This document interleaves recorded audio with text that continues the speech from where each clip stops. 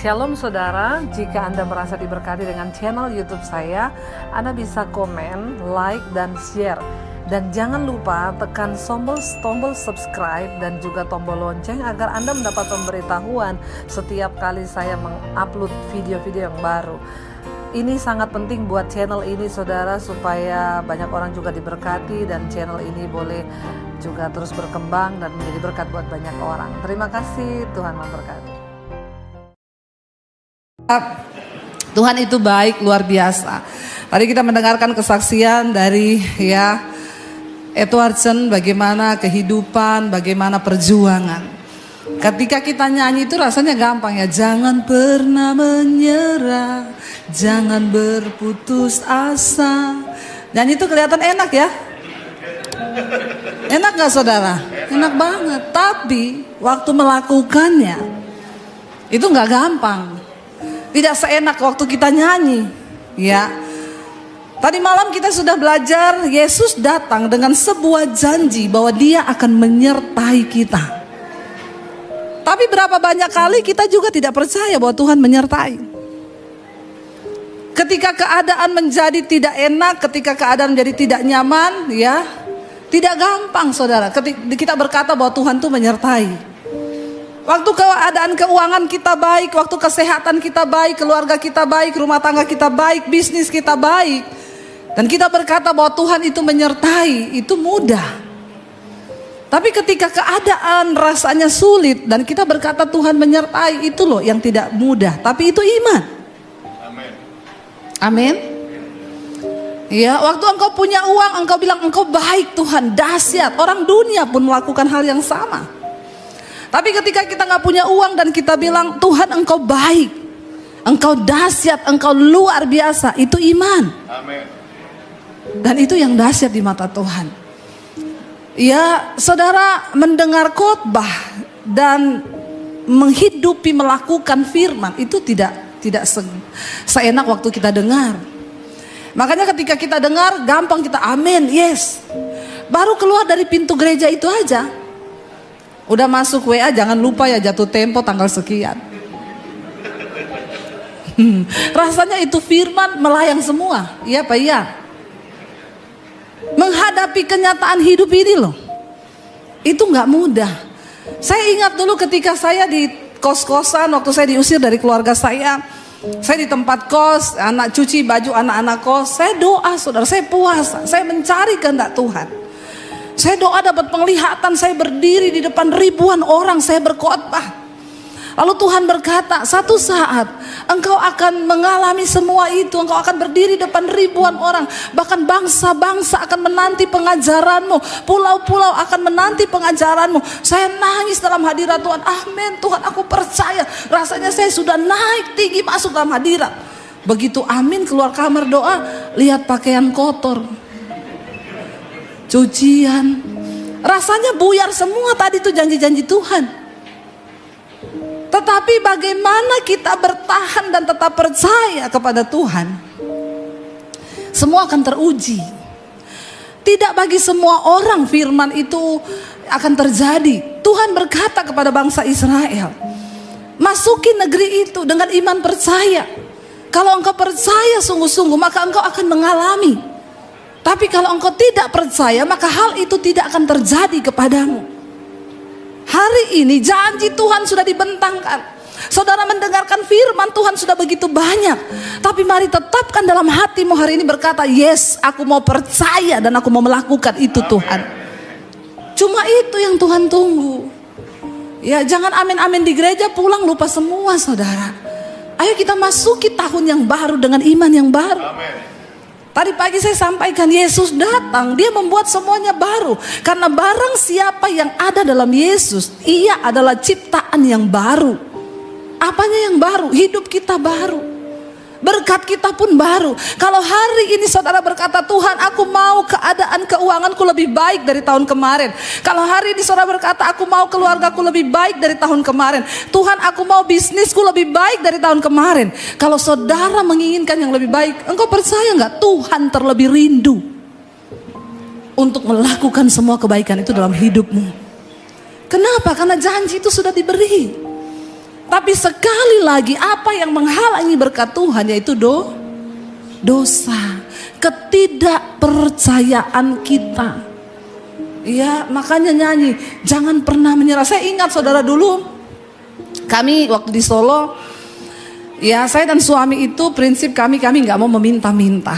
Ya sebagai hamba Tuhan, ya saya nggak pernah pinjam uang. Kita punya prinsip sesulit apapun kita, nggak makan sekalipun jangan pernah pinjam uang. Karena hamba Tuhan itu dia harus berharap kepada Tuhan, tidak boleh pinjam uang. Jadi kami tidak pernah pinjam uang. Lalu kami mulai membangun satu usaha, masih tetap rohani. Kita buka percetakan, kita nyetak buku-buku rohani, renungan rohani. Ya, beredar di seluruh Indonesia, masuk ke toko-toko buku Kristen. Dan semua distributor saya itu pendeta hamba Tuhan. Kami kasih mereka jarak bayar itu 3 bulan. Jadi kita kirim yang Januari, nanti Maret mereka bayar yang Januari. Maret mereka baru bayar. Sebenarnya sudah lumayan ya saudara, temponya 3 bulan kan. Ya, tapi ya saya nggak tahu kenapa juga ada yang kadang 5 bulan nggak bayar, 6 bulan nggak bayar. Kalau saya telepon, saya SMS, Pak, tolong setoran yang 5 bulan lalu dong Pak. Bapak harus setor 2 loh. Dia balas gini, Bu, saya lagi pelayanan misi di daerah. Maksudnya tidak ada ATM. Saya bilang ada bank BRI di sana. Di desa-desa itu semua ada bank.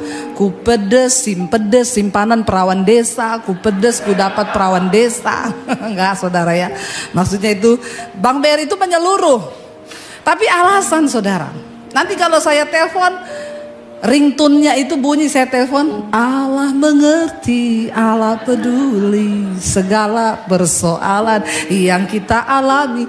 Itu kalau sudah ringtone-nya begitu, jangan saudara WA. Dia bilang Allah aja ngerti, masa lu gak ngerti? Karena orang yang utang itu sama yang diutang itu lebih galak yang kalau datang mau utang manis. Hai Cin, tambah cantik deh kau. Habis itu boleh pinjam uang enggak? Nah kalau ada yang begitu-begitu jangan. Saya kasih saudara tips untuk menghindar menjadi penanggung sesama. Kalau ada orang datang pinjam uang 10 juta dan imanmu itu tidak sampai untuk merelakan 10 juta, jangan kau kasih 10 juta. Survei membuktikan yang utang itu banyak yang tidak bayar. Saya berdoa di sini tidak ada yang suka utang. Amin. Amin. Berharap kepada Tuhan. Beriman, saya bukan cuma ngomong, saya mengalami. Ya bahkan sama kakak ipar pun gak pernah. Dulu pernah saya sudah mau pinjam, udah mau WA, Roh Kudus tegur, kamu tuh pendeta hamba Tuhan, kamu pinjam, kamu mempermalukan Tuhan. Gak jadi saya. Masuk di kamar nangis berdoa, bahasa roh. Tiba-tiba telepon saya bunyi-bunyi terus. Lagi berdoa. Habis amin saya lihat, waduh ada telepon dari satu perusahaan. Saya sudah duga gini, ini pasti salah jadwal. Jangan-jangan saya ada jadwal hari ini saya nggak lihat. Jadi saya WA, Shalom, kenapa ya telepon terus dari tadi ya? Saya tidak salah jadwal kan, nggak ada jadwal perusahaan hari ini kan? Enggak Bu, tapi perusahaan kami diberkati dan bos kami mau membagi berkat bagi hamba-hamba Tuhan yang sering pelayanan di perusahaan ini. Jadi saya mau minta nomor rekening. Lagi doa dijawab Tuhan loh, amin. Kenapa? Karena saya tidak menaruh harapan pada manusia. Coba kalau saya sudah pinjam sama kakak ipar saya, mungkin telepon itu tidak akan berdering. Saudara mengerti maksud saya? Taruh harapan dan imanmu kepada Tuhan. Akhirnya saya kembali ke cerita itu. Bahkan saudara ada satu toko buku rohani itu nggak bayar sama sekali. Hampir 1 tahun. Saya tagih ke dia, jawabannya ada-ada saja. Saya bilang, Pak, barang gak pernah retur loh. Habis semuanya tapi uang gak pernah masuk. Ada apa Pak? Tolonglah, kami ini juga mau beli kertas, gak ada yang bisa kasih gratis. Kertas tuh harus lunas di depan sebelum kami ambil lagi. Saya gak peduli Bu, saya bilang gak ada uang, gak ada uang. Ada teman saya datang ke Bali, dia toko buku di sana. Bu, mumpung saya di Bali, saya tagihin ya uangnya ya. Silakan aja, semoga berhasil. Karena saya sudah tidak menganggap, sudahlah saya relakan. Dia datang saudara, teman saya datang ke tokonya, saya ditelepon, saya lihat, dua kalau nggak dia bayar, saya dimaki-maki habis. Bener, dia telepon, saya angkat, halo, shalom Pak, Ibu kirim orang ke Bali untuk nagih. Ibu kirim 1 truk tentara juga. Kalau saya nggak ada uang, saya nggak bisa bayar. Saya bilang saya tidak pernah kirim orang, Pak. Dan saya sudah merelakan, urusanmu tinggal sama Tuhan dan sorga saja. Anda tidak akan pernah diberkati makan uang orang dengan tidak adil, apalagi tidak layak. Stop, saudara. Kalau engkau mau melihat berkat Tuhan, makanlah uang yang halal, katakan. Ya, jangan merugikan orang dari hasil rampasan. Kita tidak akan pernah melihat berkat. Lalu akhirnya saudara, suami saya bilang ini, nggak ada distributor yang mau bayar. Aku hari ini harus ambil kertas. Tapi kita nggak punya uang, kita nggak bisa cetak lagi. Kalau uang semua mandek di distributor, saya bilang saya sudah telepon semua distributor, tidak ada yang bisa bayar, nggak ada uang semua mereka. Terus saya bilang berharap saja sama Tuhan. Dari malam itu saya teguhkan hati suami saya. Istri itu memang begitu. Karena memang suami itu rata-rata tidak percaya sebelum melihat. Iya enggak bapak-bapak? Makanya istri itu yang harus lebih peka. Malam itu saya cuma bilang sama suami saya gini, saya percaya besok ada uang. Dia bilang, kamu tahu dari mana? Dari Tuhan. Benar? Iya, tidur aja malam ini. Dia tidur ngorok, saya doa nangis di kamar. Tuhan, bela kami Tuhan. Sudah gak ada jalan Tuhan, apa yang harus kami lakukan? Aku percaya Engkau Tuhan yang hidup, Engkau buktikan mujizat-Mu. Besok pagi dia pulang habis pelayanan di doa fajar, saudara. Masuk rumah, dia nyanyi lagunya Edwardson. Tapi di aransemen sama dia beda. Dia masuk rumah nyanyi, hatiku dari depan sampai di dapur.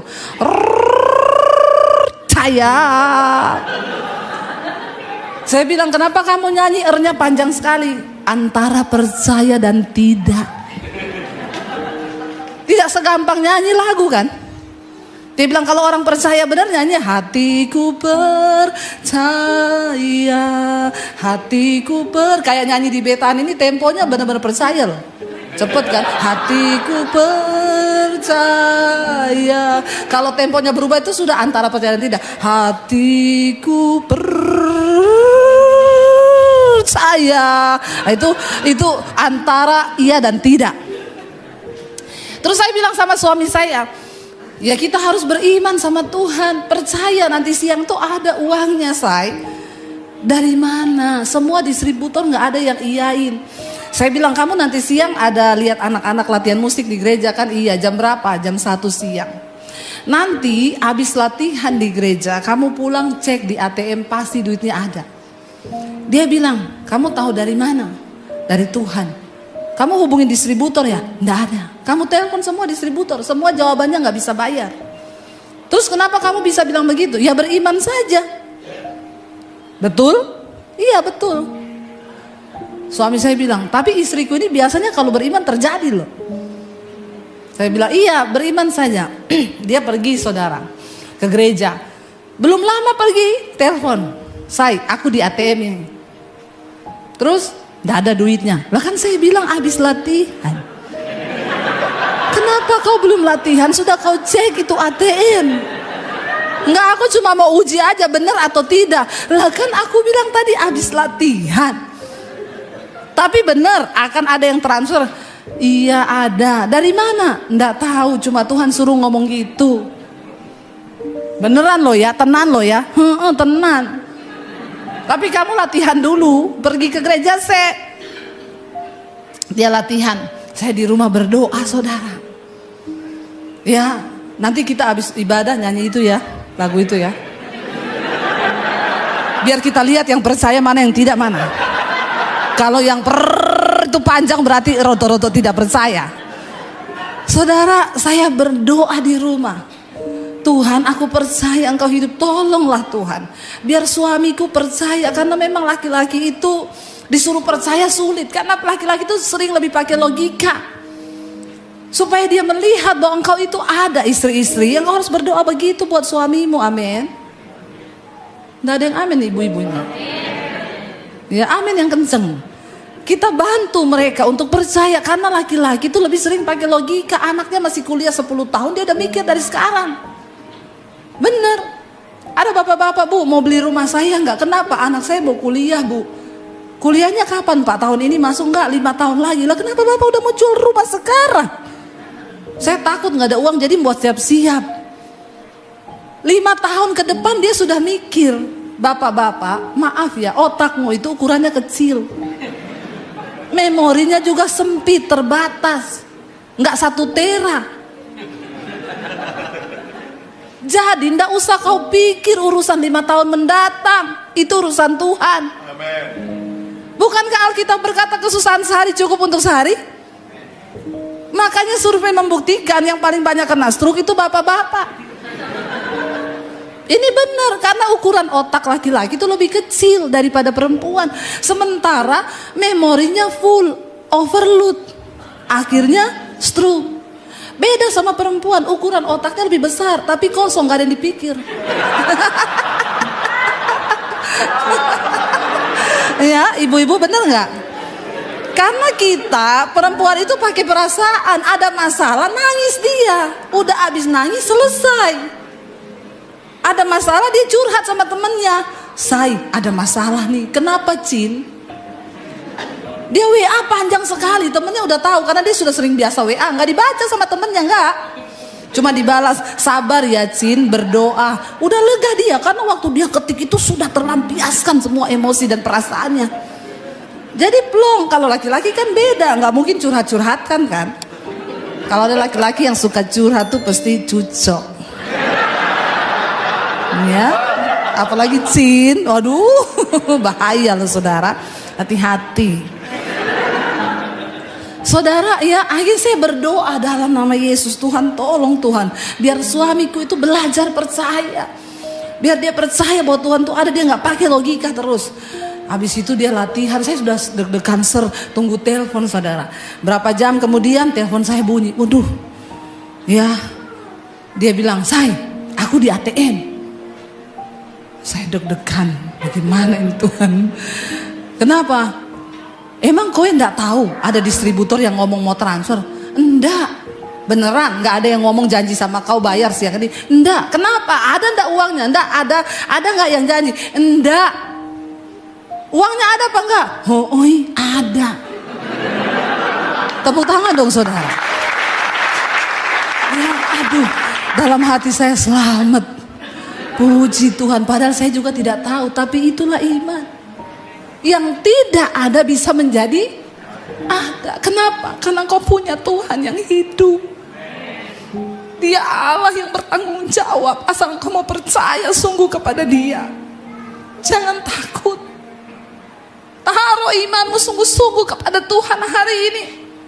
Jangan takut akan tahun depan. Tapi jangan mau bergeser dari pengharapanmu kepada Tuhan. Saudara, Yesus sudah datang untuk mendamaikan hidupmu dengan Allah. Kenapa? Karena ketika kita hidup jauh dari Tuhan, engkau tidak bisa mengalami berkat Tuhan. Tapi Yesus datang untuk memperdamaikan dirimu dengan Bapa. Dan ketika engkau diperdamaikan dengan Tuhan, kita menjadi anak-anak kesayangannya. Dan ketika kita menjadi anak kesayangannya, itu artinya engkau adalah ahli waris. Apa itu ahli waris?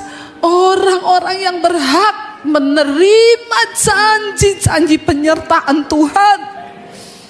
Jangan engkau pikul sendiri bebanmu, karena engkau akan capek. Berat hidup ini. Capek hidupmu kalau engkau pikul sendiri semua bebanmu. Engkau butuh Tuhan. Taruh semua pengharapan hidupmu kepada Tuhan. Dia Allah yang sungguh-sungguh hidup, dan Dia Tuhan benar-benar ada bagi saudara dan saya. Saudara, di sini dikatakan, coba kita baca Kolose pasal yang pertama. Saya pengen kita baca ayat yang ke-19 mulai. Di sana dikatakan, karena seluruh kepenuhan Allah berkenan diam di dalam Dia yang adalah Kristus, dan oleh Dialah Ia memperdamaikan segala sesuatu dengan dirinya, baik yang ada di bumi maupun yang ada di sorga, sesudah Ia mengadakan pendamaian oleh darah salib Kristus. Juga dikatakan di sana siapa? Kamu, katakan juga aku. juga aku yang dahulu hidup jauh dari Allah dan yang memusuhinya dalam hati dan pikiran seperti yang nyata dari perbuatanmu yang jahat. Sekarang kita sudah diperdamaikan dengan Tuhan. Dulu kita memusuhi Allah, karena itu kita melakukan semua kejahatan, semua dosa. Kita lakukan kenajisan, percabulan, kepahitan. Semua hal yang jahat kita lakukan, itu tanda orang yang masih bermusuhan dengan Tuhan. Jangan engkau hidup bermusuhan dengan Tuhan. Dikatakan sekarang kita telah diperdamaikan. Ya, kita yang tadinya dulu hidup kita itu jauh dari Allah, kita memusuhi Dia dalam hati dan pikiran seperti yang nyata dari perbuatanmu yang jahat. Sekarang diperdamaikannya di dalam tubuh jasmani Kristus oleh kematiannya, untuk menempatkan kamu kudus dan tak bercela dan tak bercacat di hadapannya. Kita telah dipilih menjadi anak-anak Allah.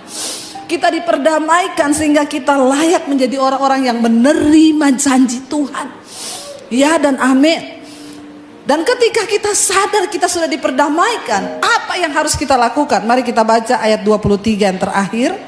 1, 2, 3. Sebab itu apa?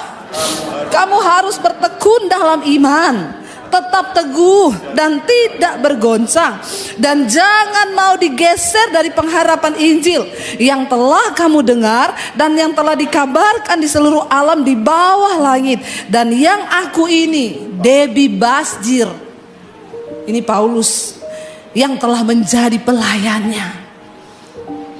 Kita menjadi pelayan-pelayan perdamaian itu, membawa perdamaian Kristus dalam hidup kita. Bertekun dalam iman hari-hari ini saudara. Masuki tahun yang baru dengan engkau bertekun di dalam iman. Saya kemarin dapat telepon dari seorang, Bu, saya menjadi Kristen puluhan tahun dengan suami saya. Kami di gereja, Bu, tapi saya tidak mengerti menjadi Kristen yang benar. Ternyata banyak hal yang kami lakukan di luar pengetahuan iman. Setelah saya mendengarkan khotbah-khotbah ibu, saya mengerti. Ibu tahu sekarang setiap hari saya dengar khotbah ibu itu 4 jam sampai 5 jam. Awalnya suami saya itu setiap kali pulang lihat saya dengar khotbah ibu, apa sih kok tiap hari dengerin itu terus. Lama-lama di tempat tidur suaminya ikut mendengar. Dia bilang benar juga ya.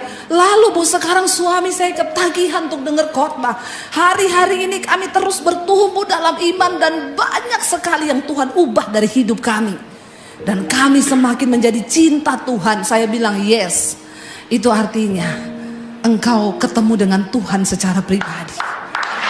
Engkau mulai mencintai Dia.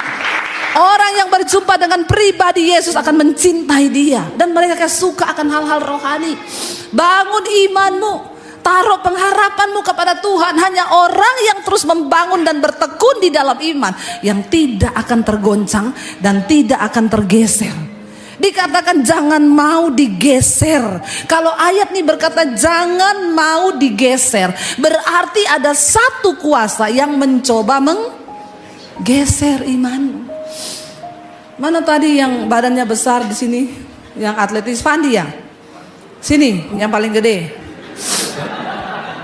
Saya mau pakai dia jadi alat peraga. Soalnya dia badannya besar. Kita lihat seberapa besar kekuatannya. Ya. Saya pilih nih yang paling besar, berdiri samping saya. Sini, berdiri. Ya. Ini kan gede saudara badannya ya. Coba kalau saya geser, tergeser kan? Tapi sekarang kamu pasang kuda-kuda, karena kamu tahu saya akan menggeser. Dengan kekuatan yang sama. Saya tidak menambah kekuatan loh. Ya, saya melihat. Sudah? Makan banyak tiap hari toh? Oh, ini belum makan? Ah, alasan. Ya, coba ya, pasang kuda-kuda ya. Saya dengan kekuatan yang sama. Nggak bisa loh, malah saya mau tergeser loh. Ih, beneran, saya tambah loh saudara. Saya tambah 3 kali lipat. Ih, nggak bisa. Ini yang namanya jangan mau digeser. Tadi waktu dia nggak tahu saya mau geser dia tergeser. Tapi karena dia tahu ada satu kuasa yang akan mencoba menggeser dia pasang kuda-kuda. Ih, Tolong tunduk sama saya. Ayo geser. Udah Pandi, turun Pandi. Aduh, ya saya keseleo loh tangan saya. Haleluya saudara ya. Saudara, waktu dia tahu ada satu kuasa yang mau coba menggeser, dia pasang kuda-kuda. Ayat ini berkata, kamu jangan mau digeser. Apa yang bisa menggeser imanmu? Persoalan hidupmu, tantangan, ketakutan, kekhawatiran setiap saat berusaha menggeser iman kita. Tapi ayat ini berkata, orang yang sudah menerima Yesus dan diperdamaikan dengan Yesus, engkau tidak akan bergoncang. Memang mungkin ada air mata, memang mungkin akan ada tekanan, tapi engkau terus kuatkan iman dan berkata, aku percaya Tuhan.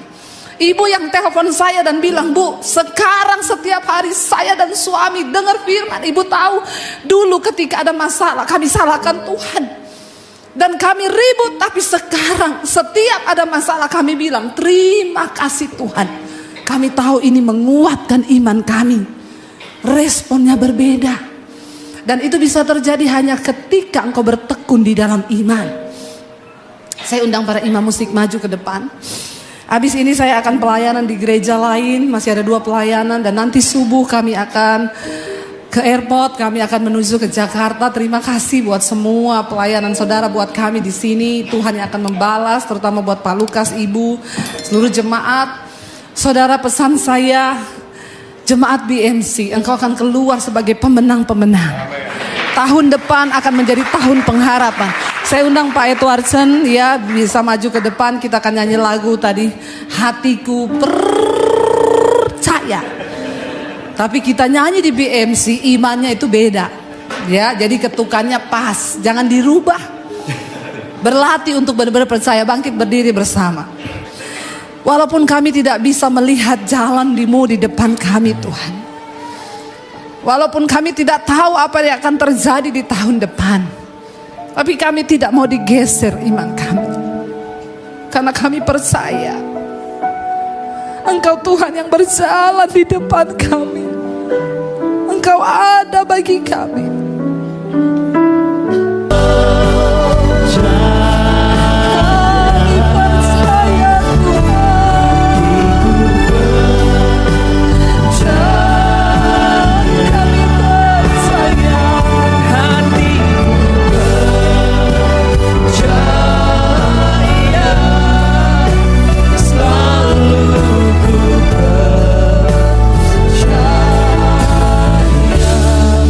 Biar musik saja. Mari tutup matamu dalam hadirat Tuhan. Tuhan, seringkali banyak ketakutan dan kekhawatiran di hati kami. Namun hari ini kami tahu satu kebenaran. Kami tidak mau digeser dari pengharapan kami kepada Injil-Mu. Kami percaya Engkau datang ke dalam dunia, Engkau berkorban bagi kami. Itu artinya Engkau beri segala-galanya bagi kami. Hari ini buat kami mampu untuk berjalan dalam jalan-jalan-Mu Tuhan. Sebelum kami tinggalkan tahun ini, kami mau datang menyerahkan seluruh hidup kami ke dalam tangan Tuhan. Karena kami tahu tidak ada satupun yang pasti di dunia ini kecuali janji-Mu Bapa. Kami mau berpegang kepada janji itu dan tidak mau digeser oleh apapun juga. Angkat tanganmu lebih lagi dengan iman, katakan hatiku percaya.